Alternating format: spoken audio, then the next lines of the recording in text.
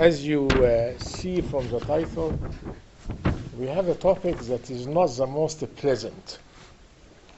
For me, ISIS or ISIL, but I like, even when I'm talking in English, I like to call it Daesh, because for English-speaking people, it's such a barbarian name, and that is what it is. It is really a barbarian organization. I call it a theology of murder and slaughter. And even before preparing for this talk, when I looked at some of the writings by the intellectual and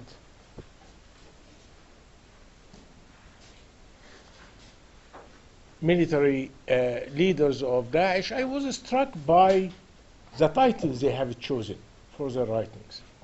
One is Fiqh al-Dima, jurisprudence of blood.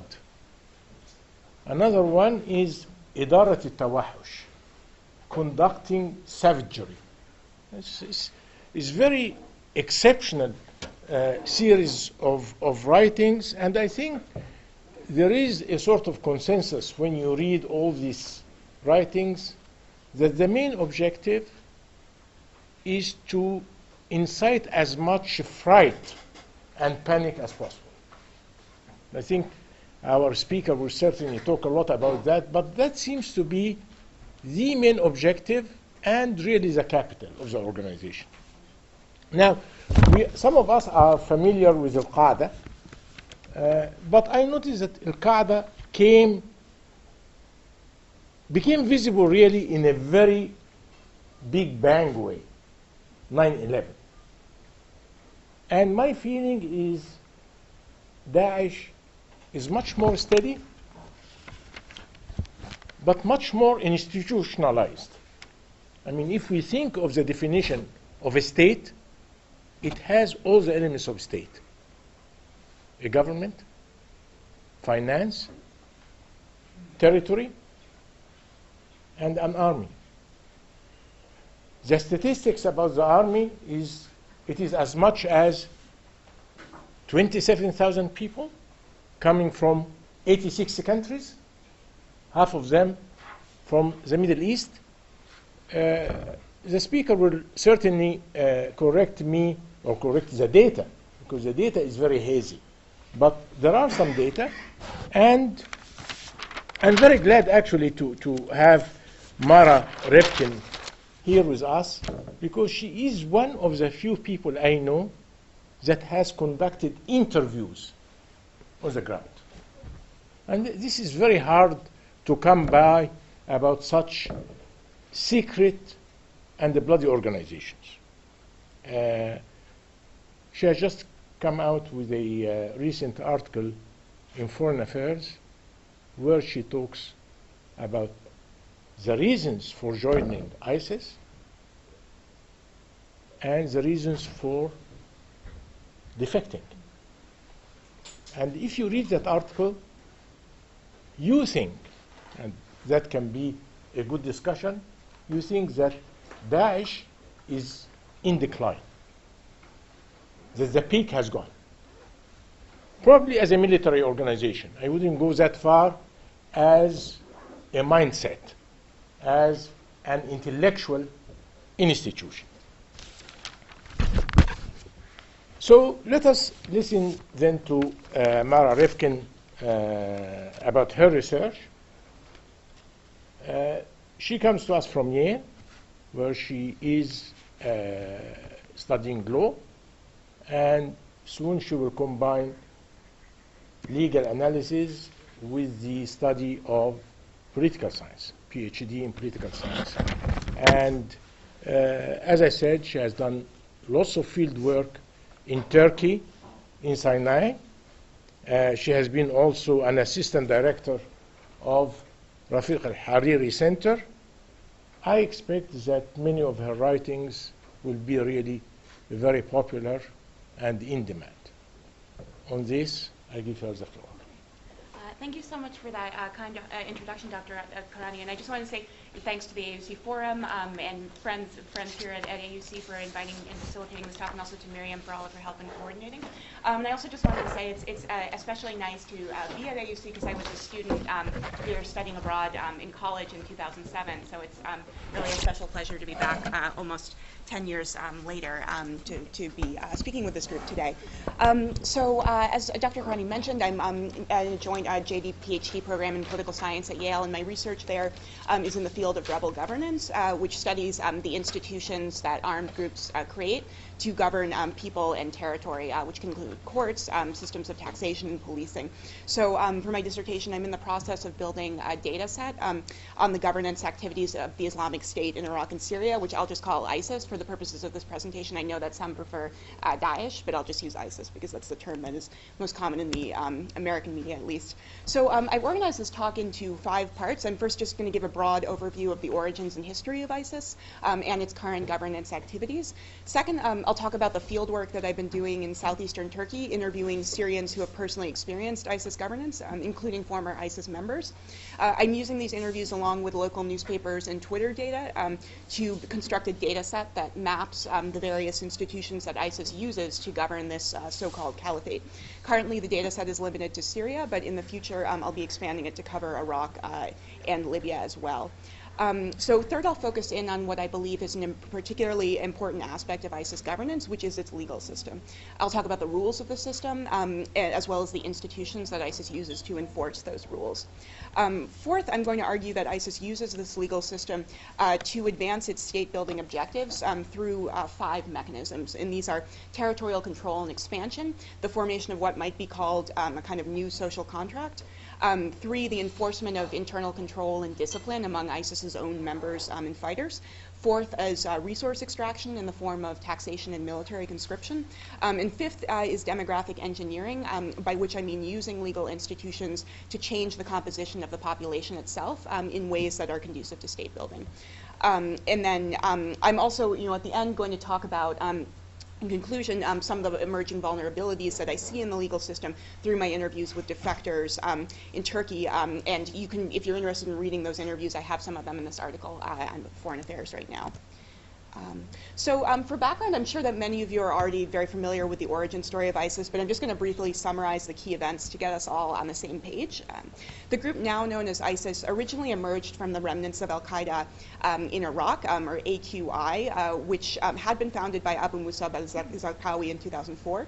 So after Zarqawi's death in 2006, elements of AQI announced the establishment of a new group, the Islamic State in Iraq, or ISI, which remained very weak for several years as a result of the U.S. surge in Iraq.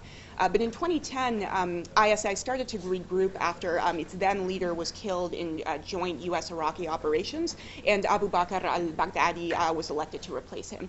So al-Baghdadi clearly had ambitions beyond Iraq, and in July of 2011, he sent operatives into Syria to start building a base of operations there. And then back in Iraq, meanwhile, ISI had launched its so-called Breaking the Walls campaign in 2012.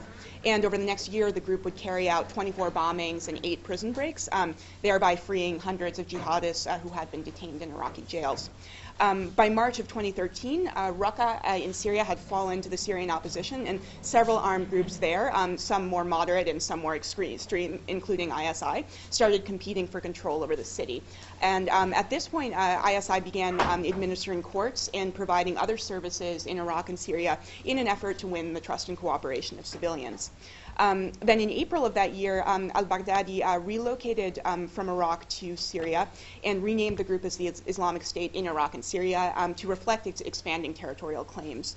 By January of 2014, ISIS was fully, that now called ISIS, was fully in control of Raqqa and declared it the capital of the organization. And shortly thereafter, al-Qaeda actually formally cut ties with ISIS over a number of ideological and strategic disagreements, including Baghdadi's eagerness to declare a caliphate before al-Qaeda thought that the time was right. ISIS continued to capture more territory in Syria and Iraq, with major victories in Mosul and Tikrit in June of 2014. Soon after, ISIS announced the establishment of its caliphate, according to the model first laid out by the Prophet in the 7th century, and changed its name yet again to the more concise Islamic State to emphasize the unity of its expanding territory, and also its aspiration to transcend what ISIS considers to be artificial and Western-imposed borders in the region. So this was the point at which like-minded jihadist groups and several countries, including Libya, Yemen, Egypt, and Nigeria, all started pledging allegiance to the caliphate. These satellite groups dramatically increased the geographical range of ISIS's operations and capabilities, as we saw with the 2015 bombing of a Russian airplane over the Sinai Peninsula right here in Egypt. So although thousands of coalition airstrikes since 2014 have significantly weakened ISIS, which lost the critical cities of Tikrit and Ramadi last year, the organization continues to cling to Syria, to territory in Syria, and is also expanding into Libya, which it appears to be developing as a fallback position in anticipation of further losses in Iraq and Syria. So that's just a quick and overly simplistic summary of how ISIS came to be what it is today. Now to talk some about ISIS governance. Despite recent setbacks in Iraq and Syria, ISIS still controls tens of thousands of square miles of territory and governs millions of people. And I'm now going to give a brief overview of the various institutions that ISIS uses to do this before focusing in on the legal system in particular. So despite its rejection of all states that rely on man-made laws as opposed to Sharia, ISIS has arguably become a de facto state that conforms to Max Weber's definition of statehood as a compulsory association which organizes domination through the exercise of a monopoly on the legitimate use of physical force within a given territory. So while I can't imagine that ISIS is ever going to seek representation in the United Nations the way that the Taliban has, I do think that its behavior is very state-like, and in the next few slides I'm just going to run through some examples of the institutions and services that ISIS is providing to residents of its so-called caliphate. So one of the first things that ISIS does when it takes over new territory is to open a court, as we see in this photograph from the Syrian province of Deir ez-Zor. And I'm going to talk more about the legal system later on. In addition to courts, ISIS has several different types of police that work to enforce the group's rules and maintain internal discipline. ISIS, like any insurgent group, relies heavily on the cooperation of ordinary civilians for information and material support. So one of the ways it builds local support is by providing essential services like electricity and water. This photo shows an ISIS employee repairing power lines in Iraq. One of ISIS's strategies when it takes over new territory is to very rapidly repair any infrastructure that was damaged in airstrikes or fighting, as well as taking over bread factories to provide free food in order to ingratiate itself with the population. So, meanwhile, ISIS is also investing very heavily in healthcare, which is provided free for its members and subsidized for ordinary civilians.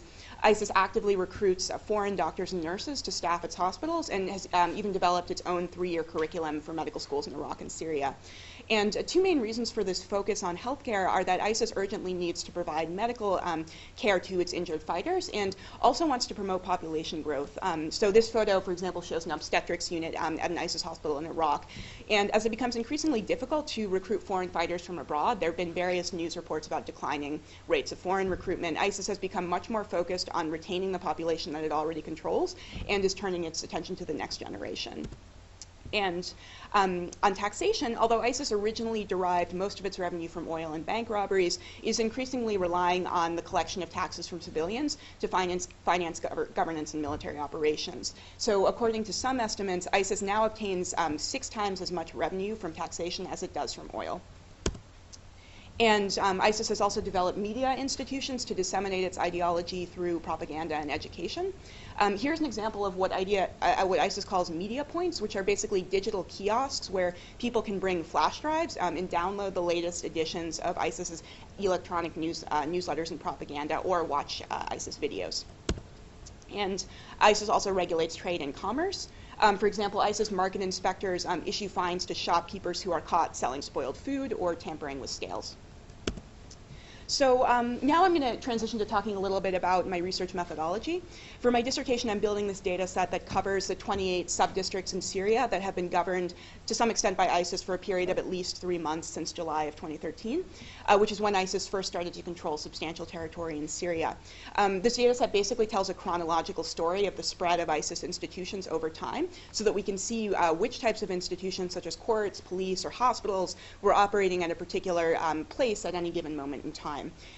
So in the future, I'm planning to expand the data set to cover Iraq and Libya as well. I'm also starting to conduct surveys in areas of Iraq that have recently been recaptured from ISIS, including to Crete, where I surveyed 300 civilians last January. But since the Iraq project's still at a very early stage, I'm going to focus this presentation on Syria, but I'm happy to answer questions about Iraq in the Q&A.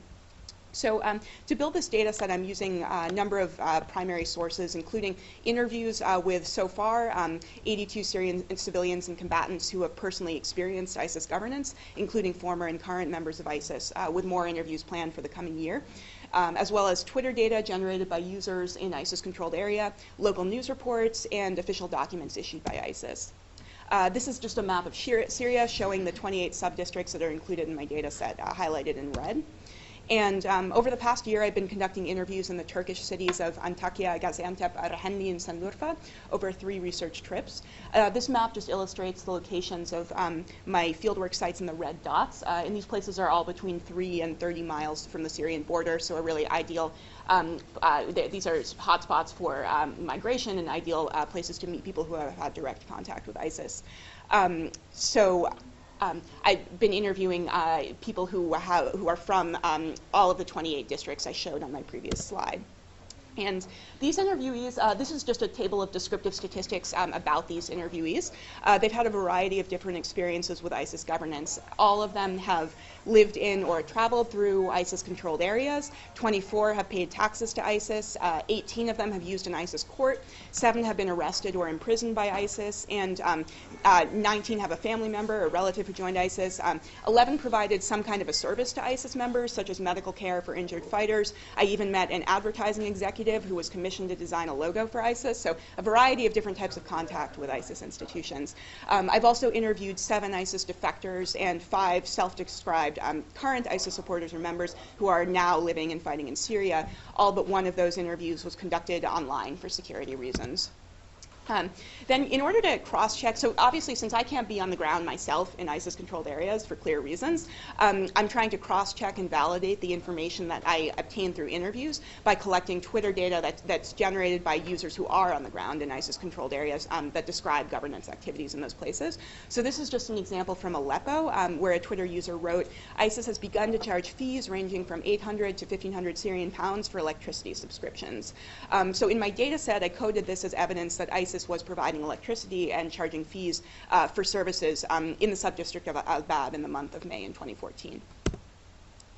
The data set also includes official documents issued by ISIS in the course of its governance activities, such as parking tickets or tax receipts, and these are just some examples of those documents. Transitioning now to the ISIS legal system, I'm going to talk first about the most basic principles of the system, then I'm going to talk about some specific rules and regulations, and then I'm going to discuss the institutions that ISIS uses to enforce those regulations. So first, as is well known, ISIS uses Sharia as the basis for its claims to sovereignty and a legitimate monopoly on violence. According to ISIS doctrine, Sharia is the only acceptable legal foundation for governance.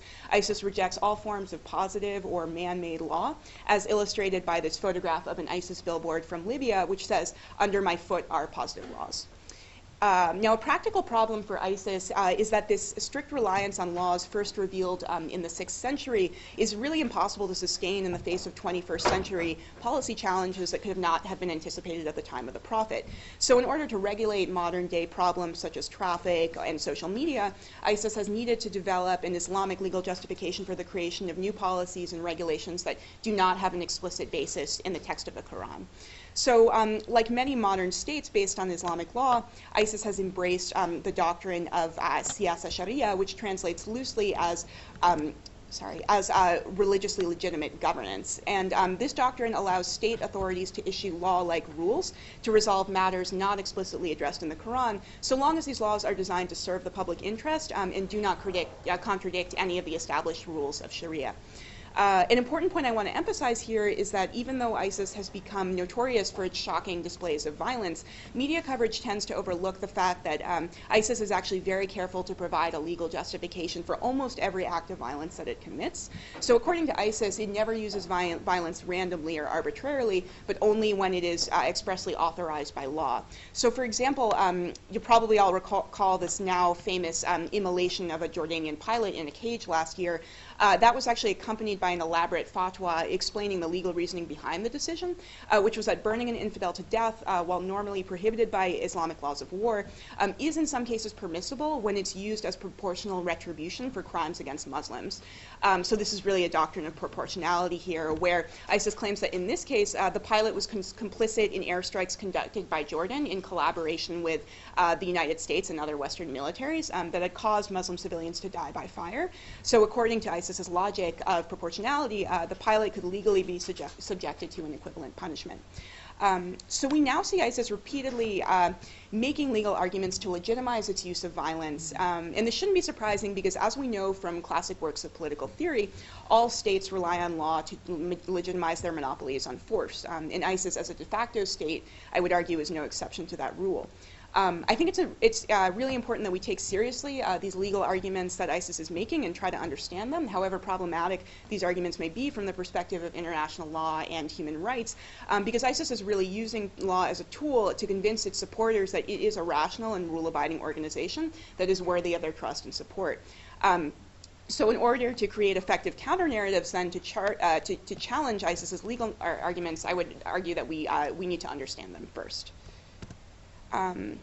So in order to achieve its goal of Sharia-based governance, ISIS issues rules to regulate virtually every area of social, political, and economic life in the caliphate. Based on the primary sources I've seen, ISIS rules usually take one of three forms. It could be a bayan, or an executive order, that's often issued by local police departments, or sometimes even in the name of the Caliph al-Baghdadi himself. They can also be fatwas, which are religious edicts issued by a special ISIS committee that conducts research on questions of Islamic law. Or they can be codes of conduct, such as the manuals that ISIS has published specifying guidelines for the treatment of slaves and prisoners of war. I'm not going to discuss everything on this list, but we'll point out some of the more noteworthy regulations. First, on criminal justice, ISIS punishes the had crimes that are specifically defined in the Quran, and also imposes discretionary punishments known as ta'zir on some types of misconduct that are not specifically defined as crimes in the Quran. And these would be things like traffic violations, because obviously there were no cars around when the Quran was first revealed. So crimes and misconduct that are punishable under the ISIS legal system can roughly be categorized into three main types. So first, we see crimes that threaten the state or public order. And examples from cases I've seen in my research are espionage, treason, collaboration with foreign governments, embezzlement of public funds, instigation of unrest. And then second would be crimes against religion or public morality, and these would include adultery, blasphemy, pornography, drugs and alcohol, and even witchcraft. So I'll just say as an aside that ISIS has tried and executed numerous people accused of practicing magic, which it treats as a form of apostasy. Then third, we see a category of crimes that's around torts and other misconduct against individuals, and this could include theft, burglary, murder, and assault. So now moving to the last item on this list here, I'll just say a word about ISIS's doctrines on military justice and laws of war. ISIS issues a variety of rules to regulate the behavior of its own fighters, such as prohibiting them from writing about sensitive military operations on Twitter or on Facebook, and also to regulate their conduct towards civilians and enemy combatants.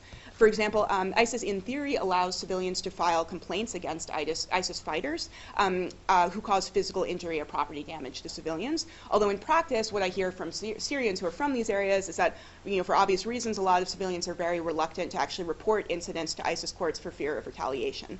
ISIS has also issued a 136-page manual of guidelines for the treatment of enemy prisoners of war that specifies limits on things like torture and mutilation, which ISIS considers to be sometimes but not always permissible, depending on the circumstances of the case. And to enforce these rules, ISIS actually embeds jurists known as sharis in combat units, and these jurists are responsible for, and this is what I've heard from ISIS defectors themselves who say this, these jurists are responsible for advising military commanders on the legality of particular operations and targeting decisions. So defectors have told me that commanding officers are actually required to meet with their unit's shari kind of the night before a new operation, and the plan needs to be approved by the shari first before the fighting can begin. So moving on to the institutions that ISIS uses to enforce these rules, we know that ISIS has established official courts in Syria, Iraq, and Libya, and proto-courts are supposedly operating in North Sinai as well as in areas of Lebanon near the Syrian border. This is just my own organizational chart of how I think the ISIS legal apparatus works based on interviews with Syrians from ISIS-controlled areas. And I'm not going to discuss the whole chart, but just we'll say a little bit about key elements of police and courts. So on the left-hand side of the slide, you can see that ISIS has two different types of police, as well as a third group of security forces attached to what they call the security apparatus. First, there are ordinary police who are responsible for crime control and things like checkpoints and traffic safety. Then there's a second branch of religious police known as the Hizbah, and they have jurisdiction to punish certain types of the moral and religious violations I talked about earlier. For example, these are the police who administer public beatings for wearing un-Islamic clothing or for failing to observe the ban on commercial activities during prayer times. And they will also destroy prohibited contraband items like alcohol, cigarettes, polytheistic idols, or musical instruments. For more serious crimes and violations of laws, both branches of the police transfer suspects to the courts for further investigation, and sometimes even will refer the case up the chain to a higher court where a judge supposedly has more expertise to interpret the facts. The security apparatus, however, has the authority to arrest and punish and even execute suspected spies or traitors without bringing them to a court first. So moving to the courts at the lower left corner of the slide, I just want to point out here to illustrate the complexity of this legal system that ISIS actually has three different types of courts that have different jurisdictions, and in some cases even an appeals process. So first, on the top of that list there, the Islamic courts handle criminal cases in matters related to the violation of major laws and policies.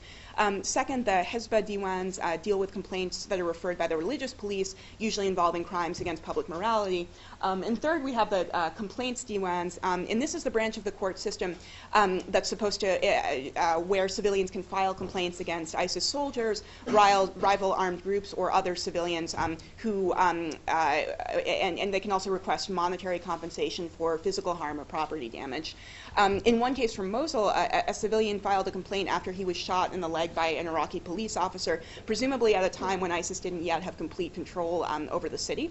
ISIS claims that the Diwan, the complaints Diwan in Mosul, actually granted the victim 10 million Iraqi dinars in damages, which is over $9,000 US. ISIS actually produced an official video about this case, which I'll play now, showing a court official actually literally filling a garbage bag full of cash and giving it to the plaintiff, who's sitting in the back, and hopefully this will work. So while this is an official ISIS video and therefore should not be taken as fact by any means, Syrians I've interviewed have told very similar stories about ISIS courts providing compensation for various kinds of grievances. One example I heard from Aleppo was a case where ISIS compensated a civilian after his dog was killed by a coalition airstrike. So while the media tends to focus on the very violent corporal punishments administered by ISIS courts, really I think that an underappreciated aspect of the legal system is its role in responding to the grievances of civilians, who in many cases have been harmed either by the Iraqi or Syrian governments or by the coalition, and these are people who are now turning to ISIS as an alternative provider of justice and security. So having described the basics of the ISIS legal system, I'm now going to argue that ISIS uses this legal system to promote state-building objectives in 5 distinct ways. So first, ISIS is using legal institutions to justify its claims to sovereignty and territorial control over newly captured lands. When ISIS takes over new territory, one of its first moves is to open a court to adjudicate disputes between civilians and enforce law and order. And I think this is a particularly effective public relations strategy in conflict areas where property rights are inherently contested and uncertain, and crime rates tend to be extremely high. So sometimes ISIS will even offer to dispatch judges to resolve disputes in rural areas where civilians can't easily travel to courts that are usually located in cities. So many Syrians have told me that that they appreciated ISIS's ability to rapidly resolve land disputes that would have taken years to litigate in Syrian government courts, and that ISIS had successfully brought down crime rates in their areas to near zero. And this is in large part due to the elements of extreme fear and coercion that Dr. Karani told us about earlier. So one Syrian from the city of Al-Bab in Aleppo told me that his cousin actually decided to join ISIS after a specific incident in which he was impressed by the efficiency and fairness of an ISIS court that resolved a land dispute for his aunt. So I found that in the early stages of ISIS's expansion into new areas, it uses this court system to generate the local support that is necessary for the eventual establishment of full territorial control and sovereignty. Second, an important function of the ISIS legal system seems to be its role in establishing what I interpret to be a kind of alternative social contract. In Islamic political philosophy, the concept of the caliphate implies a social contract based on law that involves reciprocal rights and obligations between the caliph and the people. So although the rights of the subjects of the ISIS caliphate are obviously extremely limited, ISIS does claim to guarantee certain minimal rights, including the right to private property, basic services like electricity, and the right to file complaints against ISIS officials who harm them in exchange for the fulfillment of obligations, including the payment of taxes and unconditional allegiance to the caliphate. So I would argue that ISIS, and I would say that while these rights are extremely limited, they are something to people who are living in a war zone, and in the absence of ISIS might not have any other sort of alternative provider of justice or security. So I'd argue that ISIS is using its legal system really as the foundation for a new political community that's offering an alternative to existing states in the region. And to illustrate this point, I'm just going to show a photo of ISIS members burning the passports from their home countries. So when we see ISIS members literally burning bridges to the nation states of which they were previously citizens, I take this as evidence of the creation of a new politico-religious community in the form of the caliphate. And I want to emphasize here that the possibility of a new social contract that offers some form of law and order is particularly compelling in these civil war environments where people have been living in conditions of complete chaos and uncertainty for the last 5 years or more. So in this context, when ISIS starts providing services and some form of protection to the population in exchange for following its rules, it's not very difficult for this new system to be perceived as preferable to the available alternatives, which in this case is a complete security vacuum and lawlessness. So I think that legitimacy, or political legitimacy, is really a highly relative concept in wartime environments. And from the preliminary survey results of this survey I did in Iraq in January, I'm finding that a lot of civilians support ISIS not because they believe in its ideology, but just simply because they lack better options.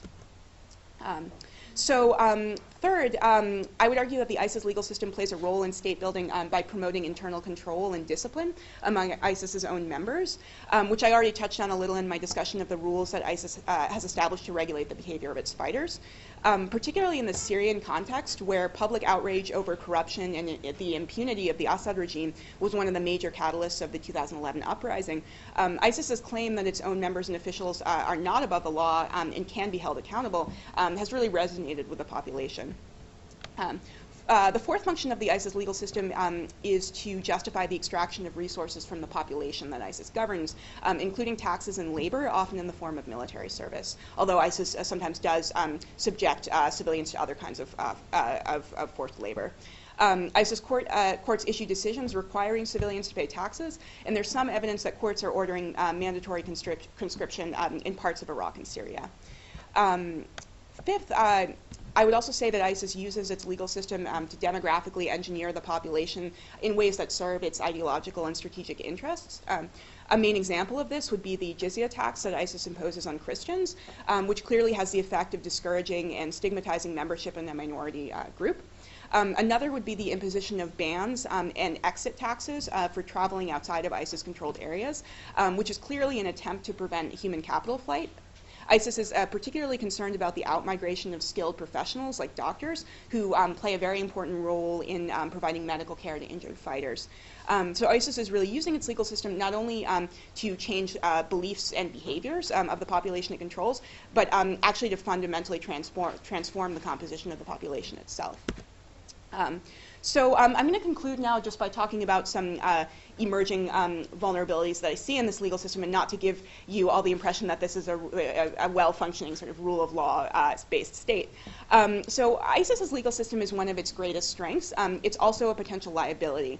As ISIS has expanded rapidly into new territory, it's starting to face real challenges in its ability to monitor and control the behavior of its own members, in a classic principal agent problem where as ISIS expands, it becomes more difficult to control. Increasingly, ISIS members and leaders are violating some of the group's most fundamental principles and rules. For example, ISIS claims in its official discourse and propaganda to have a zero-tolerance policy toward corruption and bribery, and it also claims to be a meritocratic organization that promotes its members based solely on their demonstrated achievements rather than on their personal connections or economic status. But as internal discipline weakens, we're seeing more and more reports of ISIS judges being bribed, in addition to complaints about cronyism and preferential treatment of foreign fighters over Syrians. In recent months, the rate of defections and desertions appears to have increased substantially. ISIS defectors and deserters that I've interviewed in Turkey said that they initially genuinely believed that ISIS wanted to bring security and justice to Syria, but over time they've become increasingly disillusioned, now saying things like, I felt that ISIS had lied to me, they turned out to be extremely authoritarian, just like the Syrian regime. Someone also told me foreign fighters get paid 3 times as much as Syrians, with special benefits such as free iPhones. When ISIS fails to live up to its own standards, it becomes increasingly vulnerable to accusations of hypocrisy. So the ISIS legal system, when it is functioning well, can promote state building, but as the legal system becomes increasingly corrupt and arbitrary, civilians and even ISIS's own members are increasingly questioning the legitimacy of a caliphate that claims to be based on principles of justice. So I'll just conclude there and look forward to questions and discussion. Thanks. Thank you very much. This is probably the most thorough and well-researched analysis I have seen about, not only about Daesh, but about the non-state, much more generally than Daesh. You talk about the legal aspect. I was thinking, as a political scientist, this is really a work of political theory. State building, all the symbols of an institution. I wish you had time to just say a word which you detailed a lot in your article of Foreign Affairs about why people have joined Daesh, especially after the Arab Spring. The idea of people being disillusioned, disappointed, and trying to find an alternative. But we will come to that in the discussion, because you detailed that very much in your article. We have, as a discussant, commentator, another young scholar. I think today is the day of young scholars, and I'm glad about that. Ahmed Samra, AUCN, finished his MA last year, and it was in international relations, so looking at Daesh with other non-state actors from another point of view, how different they are from the state, yet their impact could be as important or even more important than the state. Ahmed is also, even before he finished and submitted his thesis, was hijacked by one of the most important think tanks I would say not only in Egypt, but in the Middle East as a whole, the regional center for strategic studies. Ahmed, the floor is yours. I wanted to start in the same way, like the media's perception of ISIS to start off with. I have Like two. the way we perceived it to start off with. I think a lot of the focus was based on two key elements: the savagery of the group and the theological aspect of the group. And I think very little up until maybe Mosul. I think Mosul was maybe the key point where people started to realize, okay, this is a bit more organized and institutionalized than we prepared for, and we need to find a new strategy in order to deal with this group. But that gave them a good, I think, 2 years of work across both Iraq and Syria. And I think if you retrace ISIS's movement from Iraq through Syria, I think it was highly coordinated. They understood where they would go, which areas were under contention in Iraq.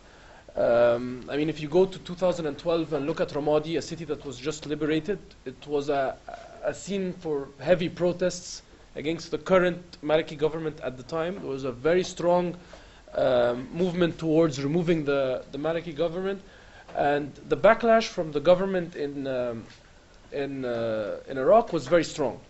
And I think they were there in looking, observing the situation, understanding where the key areas were, where, let's say, Sunni minorities felt vulnerable, and where they could move and implement maybe a new legal system or a new sense of security that people in those areas maybe didn't have. And that's why maybe their legitimacy grew so quickly. And we tend to think about taxation and representation as a very democratic concept. You know, we tend to look at it as we pay taxes, we get to elect who we vote for, and we tend to only look at it from that specific paradigm. And I think ISIS looked at it in a very different manner. They looked at a population of people that was maybe very vulnerable during the war in Syria or Iraq. I'm going to use them interchangeably because that area is extremely fluid between both. And I think they looked at that and they were like, okay, people there are prepared to pay taxes, and not necessarily for quote-unquote representation. They will pay it for a certain sense of security and basic services. And if you even look at ISIS's takeover of Mosul, the very, very first thing they did alongside securing the courts was securing the dam, because they understood that basic services do get them a lot further, and controlling this local population, at least to begin with, before bringing in or changing the local dam, was key. And then if you go historically back and look at the areas they went, either in Syria and Iraq, and I think there were problems with the legal systems that existed in those areas. So if you go to Syria, the Assad regime was very arbitrary, very corrupt, very bureaucratic, so things were slow and they didn't move along. And people who lived in those local areas felt very detached maybe from the central areas, as the case is in a lot of the Middle East. It's a very centralized states where the peripheries are not really looked after as well. I think that was key. And if you look at the military men who moved with ISIS from Iraq into Syria, I mean, these people tend to look at them as extremists, but if you take a closer look at their background, many of them are ex-Iraqi army who had been out of a job for a very long time. So these are people who knew very well what it's like to have military operations, how to conduct them, what to secure first, and how to move about it, and how to get control. And I think that's a key issue. And then going back to this legality issue, there's also a lot of identity involved in their legal system, and they want to identify their legal system as separate from other legal systems. And I think they take a lot of effort to distinguish themselves from either the Iraqi regime in place and the Syrian regime in place. I think Mar also mentioned the idea of their rules being less human rules and more divine, and attributing themselves to a specific identity. That also not only secures the people living in those areas, but it attracts other people who view things the same way. And that's also another way how they bring in more people into their areas. And what I think is a key problem, and I'm just going to go to the vulnerability aspect you mentioned, is and it's a problem I think ISIS have had from the very beginning. It's this two-tier system they have. They do want to govern territory. I think they're very keen to govern territory, but they're interested in keeping the local population quiet, but they do favor foreign recruits. They feel they're more embedded with the ISIS ideals. They've taken a lot of risks to join ISIS. So people living under ISIS control often feel marginalized in the same manner they were prior to ISIS. And that was the original reason that people accepted ISIS, from my view, to begin with. Because, of course, there's a large element of fear, but there's also a large element of marginalization there in those areas. People feel law doesn't really represent them. They don't really get their fair share. And ISIS comes in with basic services, excess financial capabilities, and a sense of order, which was maybe not present between 2011 and 2013 in many areas. And they come in with this order, but then they're disillusioned when that order quickly becomes the same system they've been escaping, which is a two-tier system that prefers foreign fighters, either coming from Iraq. I think Iraq is an area that ISIS leadership really strongly thinks those coming from Iraq either have higher skills or are originally more involved with ISIS in the genesis of the group. And that's a key, I think, vulnerability for the group. And you can see a lot of that in Syria, a lot of people trying to escape and trying to, and you also see a lot of people being executed or being brutally punished for the exact same reasons. And I think what I liked a lot was this concept of a new social contract. And I really, from my view, Dr. Kourani mentioned more international relations, so I had a very more macro view of the situation. But this looked to me like a group that wanted to be a state. And I don't think it was viewed as such to begin with. I think for a very long time they were viewed as a rogue group. And I think that was problematic because it didn't look into the context of where they were.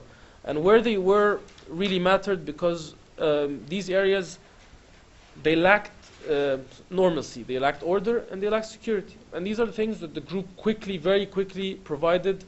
And some people, I mean, second-hand interviews would say that they provided it much better than the regimes ever did. And I think that has to be what people look at when either we try to solve the problem or rebuild the states or areas where ISIS move. And how do you move back in, and how do you rebuild these services and the trust between the legal system that will come in and represent them in the future and the citizens living in those areas. Thank you. Thank you very much for just complementing with the macro view. Perhaps one very important element that you brought in is the aspect of identity. And I think this is basic. And I would have liked a bit more, perhaps in the discussion, about the quality of members that we have in the organization. Don't know how many we have, and especially the leadership. The leadership, I have conflicting views. One is that many of these people, even the leaders, are ex-criminals, wanted. And yet when I looked at the biography of al-Baghdadi, he has a PhD in Islamic studies from the University of Baghdad. So where do we find really the main characteristics of members and leadership? But I'll stop here and perhaps give the floor to certainly the many questions that we will have that will allow both of you then to develop your ideas. Well, thank you very much for the most interesting, depressing presentation. And thank you for the comments. Well, in the lecture of social science, we usually have a profile of the true believers who join movements. And I could sense some elements of that profile in the data. But did you specifically focus on that question, the profile of who joined it with us. Because, you know, changing Middle East will probably for the next 10 years will have possibilities of other Daesh, other ISIS, under different names. So I'd like you, both of you, if you're sensitive, or come up with elements with us to share with us. We'll take 2 or 3. Alisa? First of all, thank you for what is really an extraordinary piece of research. I mean, my mind is blown by the steps that you had to go through to produce this. So hats off on that, and thank you for the very interesting commentary as well. The question that's been running through my mind, and you both hinted at this, is how much of this has to do with the recreation of some of the systems that existed under the Ba'ath regime. And I'd really be interested to see what happens when you compare your findings with Libya, because obviously both of the countries where they're currently set up have this one commonality. And I mean, the identity piece, like you're saying very clearly that they're trying to create their own separate identity, but wasn't that essentially what the Ba'athist project was all about? And so how many of the tactics do you think come straight out of that playbook, and whether or not those tactics are actually replicable in locations that didn't have that entrenched bureaucratic organizational culture? So the question before we, yes, go on. Thank you for the presentation. That was really interesting and different from what we generally hear in the news. I had a question about your methodology and the primary sources, or how you went about gathering them. First of all, how did you identify the people that you interviewed? How did you verify that they were affiliated with ISIS? Did you work with organizations in Turkey or international organizations? And then I had a question about, you want to sort of provide an explanation of the Islamic State in general, and it's sort of, I see it as divided between different countries.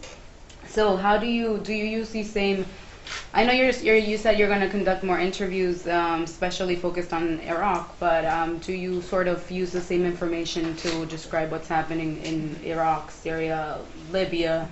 Or do you sort of have to do different, or have different approaches to gathering your data, or the resources that you use for each country to provide more of a mosaic of what the Islamic State is? So.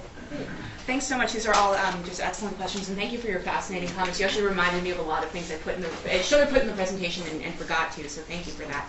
To Dr. Ibrahim's question, so true believers and who are the people who are joining ISIS. So this is something I talk about if you're interested in reading more about it. This new Foreign Affairs article I have about the motivations for why people join, and then their motivations for eventually quitting.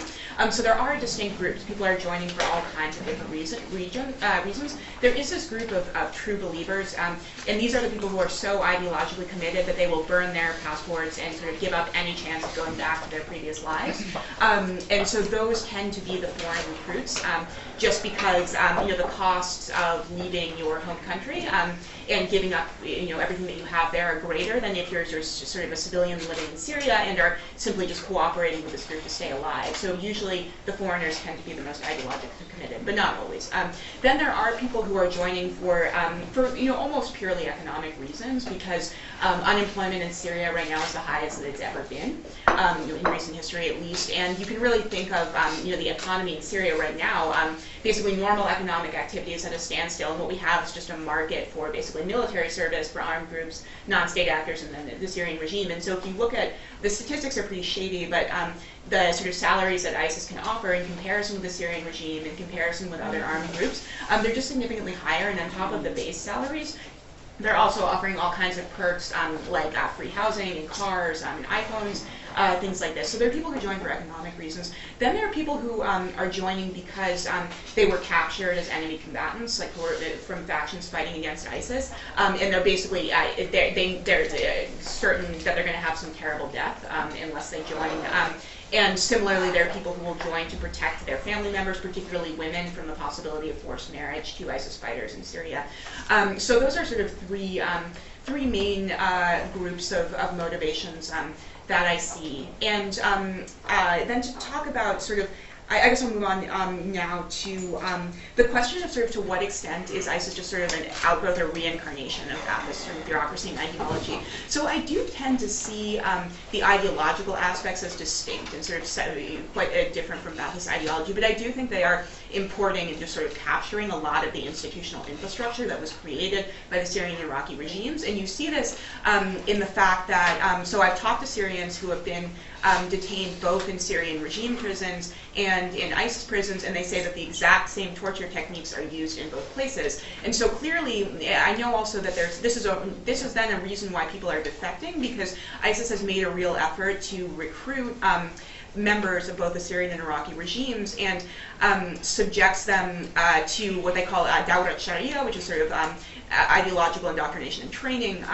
And I actually, so one of the defectors I talked to for this article told me that he knew someone in his hometown in Syria who actually confronted an ISIS official there and say, like, how can you call yourself an Islamic State when you're recruiting all of these terrible people from the former regime who aren't Islamic at all? And then the ISIS official told him, well, like, don't worry, we can fix these people. We're going to put them into courses, and we're going to train them and educate them. And that turns out to just not really be feasible. I mean, so these people are sort of incorrigibly corrupt and human rights abusers. So that's another reason then why. But this is, and in terms of this, it also comes to your question then about expanding into Libya. So can this model be replicated in places that don't, in places maybe like the Sinai Peninsula where there's a lot less infrastructure? And I think we're seeing that in the much slower rate of institutionalization there, where I've heard some scattered reports of, maybe in sort of quasi or proto-ISIS core in Sinai, but since there isn't a lot of existing infrastructure there that ISIS can capture and take advantage of, they'd be building a lot of these institutions from scratch. Whereas basically in Mosul, it's just a matter of like slapping a new ISIS billboard on top of a court built by the Iraqi government. And so the startup costs of governance and state building are just a lot less in these very sort of well-established, strong states. And then to your question about methodology, so I use sort of a snowball, rather than, the survey in Iraq is random sampling, so using sort of a random selection of districts and neighborhoods of the Crete. In Turkey, I'm using a snowball strategy of interviewing, identifying, sort of starting from an initial contacts. I have two actually close Syrian friends with contacts in ISIS-controlled areas, and they sort of introduce me to their friends, so sort of snowballing out to people who have the particular expertise and perspective that I'm looking for, rather than trying to go sort of door to door and find these people, which would be sort of really impossible in these areas of Turkey where Syrians are just sort of very unevenly kind of interspersed in communities. In terms of sort of how I identify defectors among those, that's again where sort of the snowballing strategy is critical, where really what I found is I've been surprised by how easy it is to talk to defectors once you've made this one initial introduction. Someone trusts you, is willing to introduce you to their friends. So the dangers of this is that you're getting a very biased sample of people who sort of know each other, and but I mean the benefit is that you're actually meeting the people you want to meet in terms of sort of what their experiences are. So the defectors, I've also really been surprised by how willing the defectors are to talk, because usually the people who are joining these kinds of organizations are joining because they have some sort of massive grievance or problem or sort of frustration in life that they want to talk to someone about. So this could be sort of a history of, I've talked to people who joined because they were detained and tortured in Syrian jails, people who had who suffered from other grievances, and they just sort of are happy to have the opportunity to talk to someone who will possibly write about them and research and sort of give them a platform for these ideas that they have. So in terms of then the, am I going to expand this work to Libya? So I don't currently, I'm not currently doing interviews in Libya, and I don't have contacts there. If anyone has contacts in Libya, that would be wonderful. I'm trying to figure out, right now my dissertation project is sort of confined to Syria and Iraq, but I do think a huge question is to what extent can ISIS replicate this model in these sort of satellite franchises in places like the Sinai, in Libya, where you have groups that originated sort of with very different organizational cultures, claiming now to be allied with the caliphate. And this is like creates a whole other principal agent problems of actually can ISIS core get them to follow the rules. And so one example of where you see this challenge is ISIS has actually been sort of disseminating videos targeted at Boko Haram in Nigeria, basically in giving them instructions like, guys, you need to stop sort of being so arbitrarily violent and sort of listen to the instructions of your commanders. And so this is just illustrating the problems of sort of accepting pledges of allegiance from these other groups that maybe have their very different sort of organizational cultures and legal cultures too. So I am thinking about expanding to Syria, into Libya and other places. For now, really, the best I can do is look at Twitter data that's generated by users there and official ISIS documents from those places. I have a couple of questions. Maybe, well, I know they're answerable, and whether or not they're,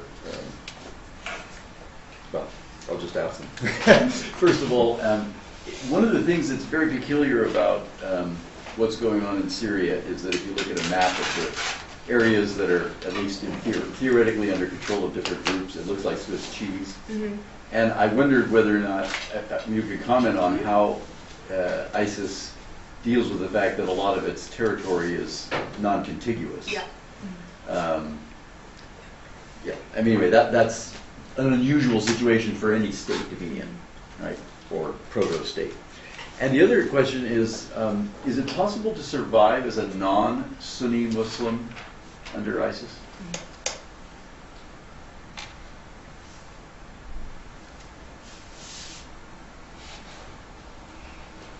Yes. I have a couple of questions. One is, who are these jurists and judges that ISIS uses? Do they have legal training? Who chooses them?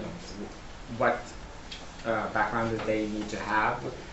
What is there a cohesive legal framework that they use? Because ISIS is kind of, like you said, spread out in all different kinds of places. Is there, if you just are before this judge, maybe you can get some semblance of judges. If you're somewhere else, forget about it. I don't know, how does that work?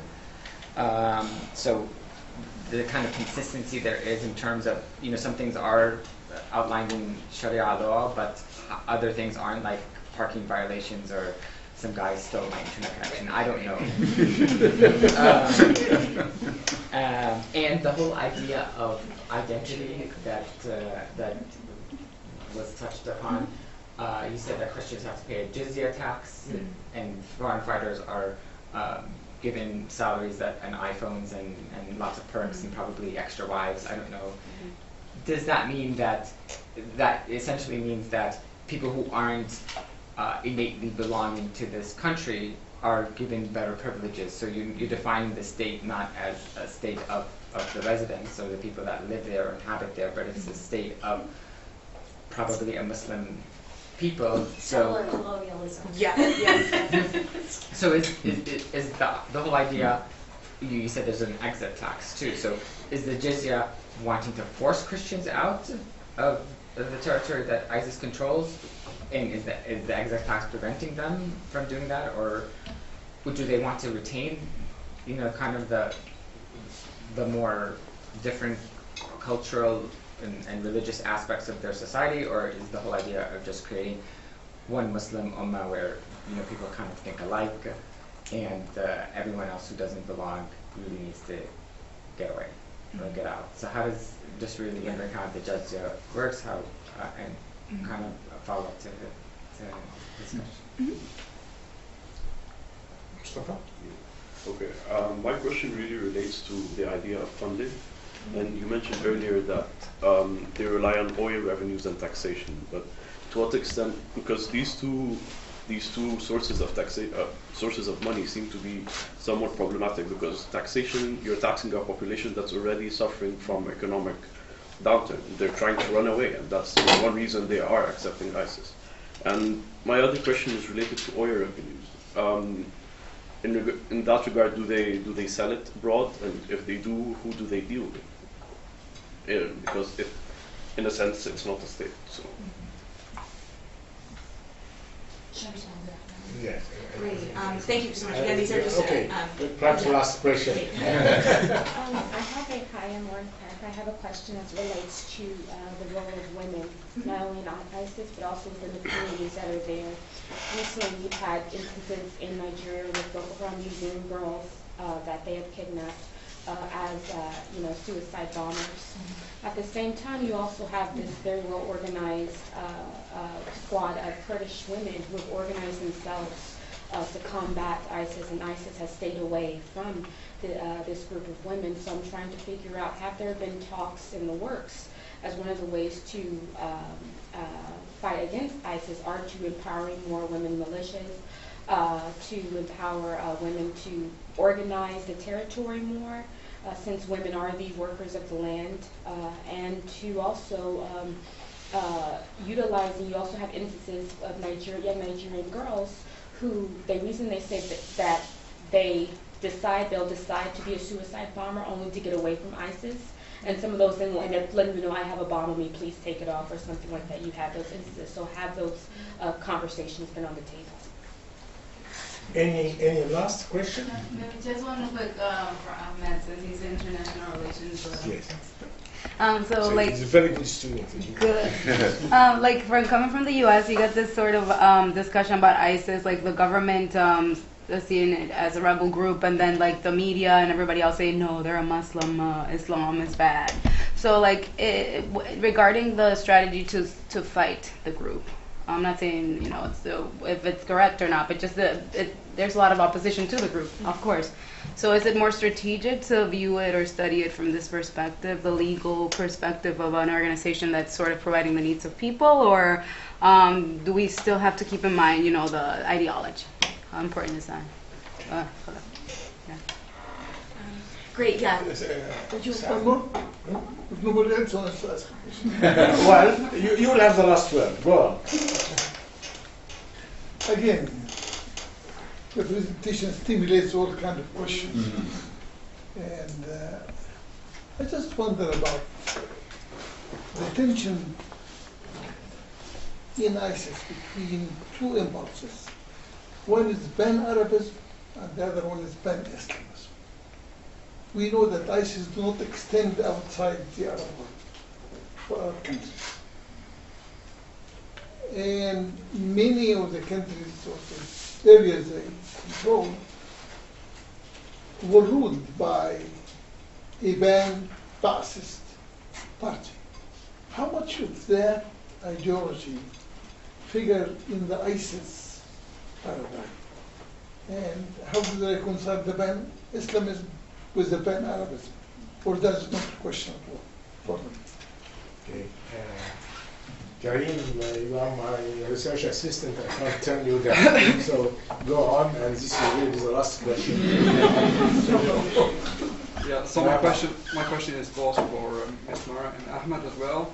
So I really love what Ahmed said about his theory about the underprivileged Sunni area as funds for recruitment for ISIS and to establish their control, such as Mosul in Iraq and Iraq in Syria.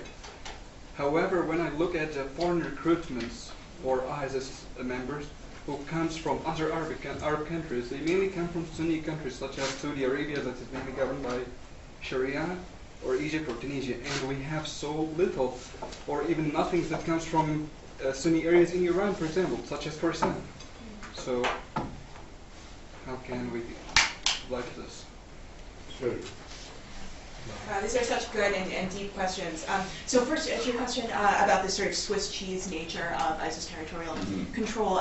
So yeah, I sometimes see in the newspaper these reports of sort of ISIS has lost sort of 40% of sort of its territory in terms of square miles or something in Syria. And to me, that number is kind of meaningless because the important determinants of sort of state power really are control over cities and critical infrastructure. So I think of it more in terms of sort of, well, how many dams does ISIS lost control over, sort of how many cities.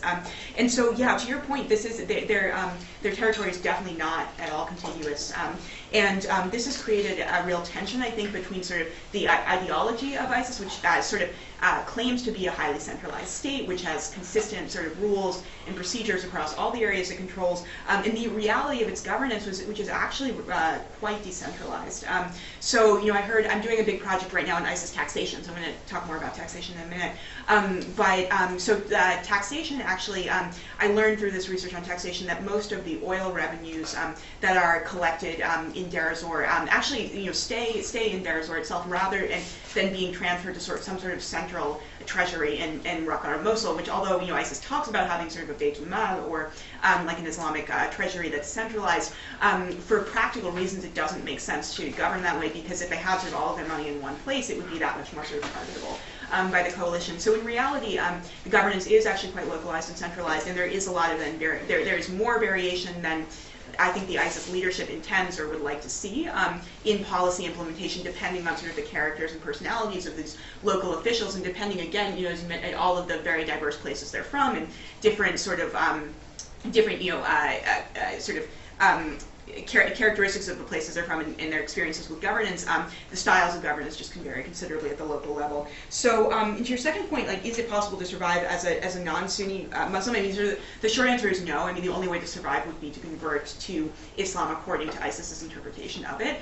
And so they claim that sort of anyone who is prepared to convert and undergo what they call a sort of a dawra istitaba, or like a repentance course, can sort of be welcomed into the caliphate as sort of a full-fledged, I guess, citizen eligible for the rights and privileges of Sunni Muslims. So no Shia Muslim. No, they cannot. No, they're considered apostates. Yeah. And so then, yeah. So to your question about sort of who are these jurists, so it's been interesting. My understanding is that the majority of sort of the top judges or who staff the courts are usually from other Arab countries. There are a number from Egypt, Saudi Arabia, and Libya, at least those used in Iraq and Syria. And I think that part of this, the reason is that, so although a lot of these people lack sort of formal legal education and don't have PhDs in Islamic jurisprudence like Baghdadi claims to, although I tried to find his dissertation and I couldn't, so I'm still not sure if that's a real thing. But they, so I think that this has to do with sort of by bringing foreigners to staff these courts, there's almost sort of mystique of sort of foreignness to them, where they're thought to have some sort of authority and specialization just because they're not known to the community already. And another benefit of using foreigners as judges is that Syria and Iraq too are very tribal societies, and so if you were to appoint an Iraqi or Syrian judge from one of the tribes in the area, there'd be a lot of concerns about bias in favor of particular tribes. So this is sort of one of the points that ISIS is making about supposedly being sort of a neutral, having sort of a neutral justice system that's not susceptible to sort of bribery and tribal influences. And then how do people actually access these judges? So I mentioned, I should say more about, so ISIS, the courts are located generally in cities. ISIS does offer to dispatch judges to more peripheral areas and villages where people can't easily travel to the courts. In terms of how much are these rules consistent between the different provinces? So this goes a little bit to my point about decentralization. It's clear, I think, that from sort of official ISIS doctrine and their kind of various manuals of governance that their intent is for the rules to be consistent between the areas that they govern. But in practice, that's not always true. So, ISIS current supporters will tell you, I talked online to an ISIS supporter on Twitter. I should have said before how to identify these people as ISIS supporters. I rely basically on their self-identification as, someone who tells me that they're a member of ISIS and sort of has a record of tweets about ISIS activity in particular with very sort of factually specific things. But this person told me that he personally traveled to 3 different ISIS-controlled provinces in Iraq and Syria and said that, for the same crime, like stealing a motorcycle or something, you'll see the exact same punishment in all of those places. But then again, Syrians who have defected, or people who are opposed to ISIS tell a different story, which is that the rules can be very inconsistent, can depend on the character of the judge, and we're seeing more and more reports of judges being susceptible to bribery, which could also just be a function of the deteriorating economy in these places. Then to the question, about identity and the double standard. So I want to say where this addresses like several of the questions, but I loved Ahmed's point about sort of this double standard and thinking about identity. And so one thing that Syrians have said to me is that sort of ISIS foreign officials and foreign fighters treat them very much as sort of colonial subjects, and they actually use the word istihmar, or sort of colonial, they use that word as sort of to reflect their experiences of sort of subjugation and this feeling of being second-class citizens in ISIS. So they really are, I think, it's clear that kind of one of the arguments I make in this research I'm doing now on ISIS taxation is that like one of the functions of taxation is to facilitate a process of collective identity formation, because like paying a tax to a government in exchange for security, which is ISIS's currency because it doesn't offer democratic representation. Basically the bargain is security for taxes. That marks you like as a member of their political community. But that's like in clear tension with the observation that certain classes of people in that community are clearly treated differently and preferentially. So that's a vulnerability that's becoming increasingly apparent. And then the fourth question on this analogy to Boko Haram and sort of the role of women. So I have to say too that I think a real like weakness in my research is that I have not been able to engage with female ISIS members so far, and I think that I hope to be able to do that in the future. It's been, for strange reasons, like it's been easier for me to talk to male ISIS members than women. I'd be really, really interested to read more about the Boko Haram case and this example of sort of women being used as sort of counter-radicalization and as tools to sort of to demobilize. I don't know a lot about that, but I will look more into it, and I think that could be a really productive line of research. We can talk. Yeah, I would really like to. Because I'm interested more in learning about Nigeria as well. And then to Dr. Ibrahim's question about this tension between Pan-Arabism and Pan-Islamism, this is a great question, and I thought about this more sort of in the early stages of ISIS's expansion, where at the beginning, if I don't know if some of you remember, they had these propaganda videos that featured very heavily recent Muslim converts and joiners from non-Arab countries, like in South America, and there was a Chilean fighter that they made very prominent in these videos. And to me, this seemed like a clear effort to sort of make ISIS appear to be inclusive to non-Arabs, and sort of like the test of loyalty and allegiance and sort of membership in this community is your belief in their sort of ultra-strict interpretation of Sunni Islam. So I see it very much as being a pan-Islamic community, according to their kind of very limited and narrow definition of Islam, that in theory should welcome people from other regions, from other linguistic backgrounds.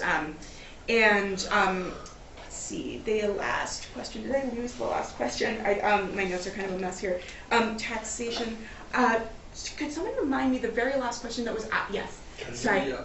It was about the limitations for the foreign nationalities that fights for ISIS. It comes from areas that are underprivileged, Sunni areas there, such as Khorasan in Iran. For example, we don't find such. Right.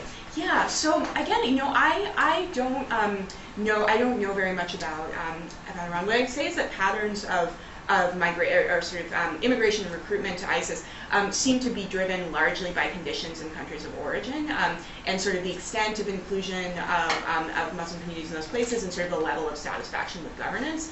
So this is one of the things I'm doing in the survey in Iraq is getting people to sort of compare in relative terms how they perceive Iraqi government courts in comparison with ISIS courts, for example. And so what they'll tell you is that some people who responded to the survey say that kind of they preferred ISIS courts to Iraqi government courts, or they thought that ISIS was doing a better job of governing the country. So I would say it's like, I think of legitimacy as being extremely relative in these situations, and good governance as being relative. So depending on sort of the baseline of what conditions are in your home country, I think that has a lot to do with sort of whether or not people make kind of the cost-benefit calculation that they can get a better deal as Muslims living in the caliphate. And so I think this is why you see many Europeans joining out of sort of in response to frustration with discrimination and sort of exclusion from economic opportunities in Europe. So I hope I addressed everyone's questions. They're all really good. So. If you don't mind, I want to also reflect on some of the earlier questions that were asked in the earlier period. So the first question was about the profile of those journalists. I think that was covered perfectly. I think there are like a variety of reasons, but I do think that those who are the true believers are, from the view of ISIS, are predominantly those coming from outside of areas where they control, not from the local populations, because that does signify some sort of risk on the part of the person coming, and also some sort of belief to leave a certain area and move to a certain other area. And there's the question about the Ba'athist party and the setting that existed before ISIS came into power. And I think ideologically, I don't see that many. I agree. I don't see that, but I do think that they've used a lot of the logistics and infrastructure that the Ba'athist Party created, and also the dynamics of the U.S. occupation. So if you combine both those things, if you take the large security apparatus that the Ba'athist Party had in place, that created a sense of paranoia even after Saddam Hussein's fall around Iraq. Everyone who was in power was a bit afraid, and that created more crackdowns, more paranoia. But also the U.S. disbanded like maybe 500,000 people who were in the military. And then there's always this problem that occurs everywhere with when military men leave their military posts, how are they reintegrated back into society? How are they use their jobs? And that, I think, was never addressed in Iraq. And I think that's a major issue where ISIS thought, okay, there are lots of people here who are only trained to carry guns and military and are now unemployed, and this is a large recruitment pool. And they operated way before 2012 and 2013. You go back to 2006, 2007, where people thought, maybe 2006, people were claiming the insurgency had been defeated for the most part, but then it came back very strongly, and they seemed much more organized.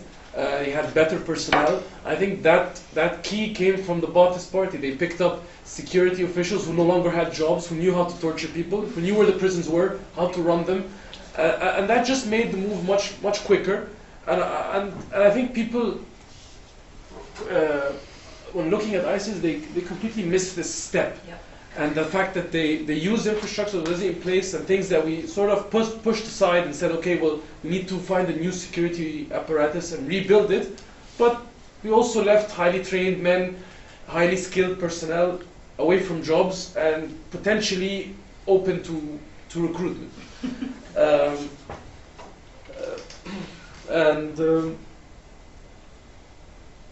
also this anti-occupation fever that was in Iraq prior to their joining also must have helped this tension in Iraq. You know, there was a feeling of the U.S. occupation in Iraq, much of young people who are disgruntled in the Arab world joining their ranks, alongside people who've already been in the Iraqi army who felt maybe dishonored, maybe to have been stripped of their uniforms, stripped of their weapons.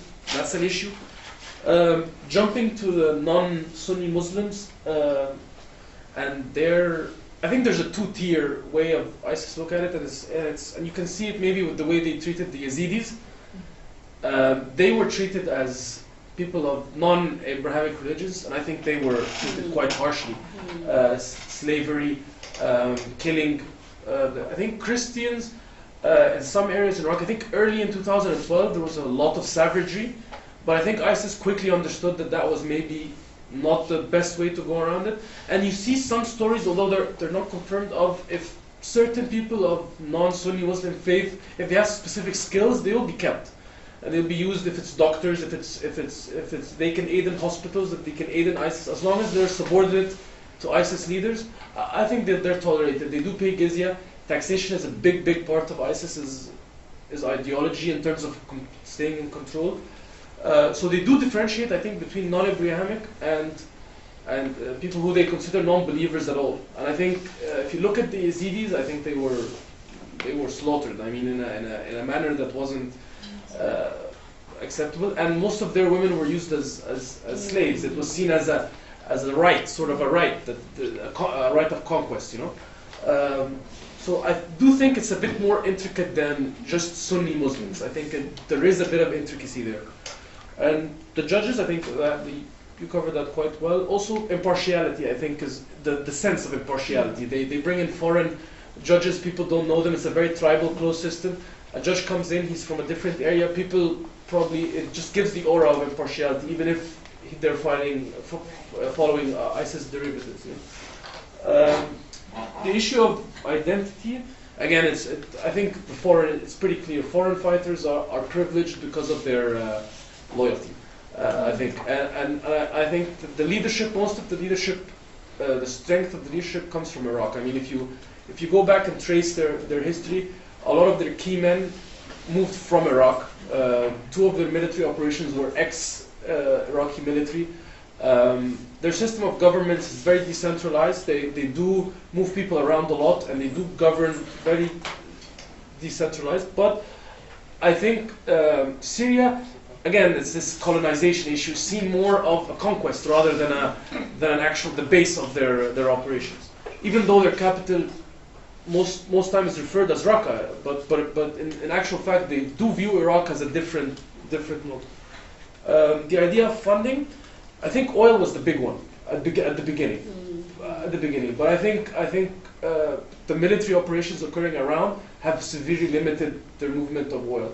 In terms of how do they get that oil, well, there's a lot of, again, if looking at that map in the Middle East, you'll see a lot of border areas have a lot of marginalized communities, and they sell barrels of oil at almost half or a quarter of their prices. They're not into the business of trying to compete with the international market. They know it's a black market, but they do use Turkey as a means. They do use within Iraq and Syria to different areas. I mean, you hear stories about the regime in Syria buying ISIS oil, because that's how bad the situation is for the regime in Syria. They want to provide energy in areas they don't provide, so they buy cheap oil from ISIS, and it saves them a few money in order to combat ISIS. So there is a double standard there in the way, and you'll find even people fighting against ISIS buying from ISIS. So this is the final question is about the marginalization question, and how come other marginalized communities don't come. Iran, I'm not sure about Iran. Yeah, there has been very little about Sunni minorities in Iran, but you do see marginalized communities even in their foreign fighters. I mean, if you go to the Caucasus around Russia, there's a high number of people joining from there. Those are marginalized communities that maybe feel ostracized. I mean, if you go to France, there's lots of people coming from there, and there's lots of conversation about France and marginalization of Muslim communities around the periphery areas in Paris.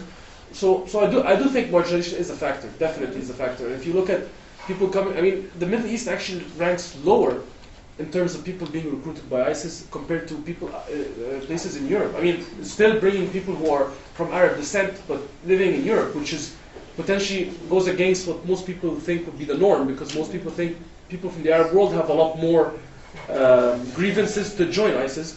But there are other examples to show that there are marginalized communities from Europe and from other areas in the world that do come into the Middle East. Thank you, Ahmed. I know that we have lots of questions. I myself have some questions, but we have to stop.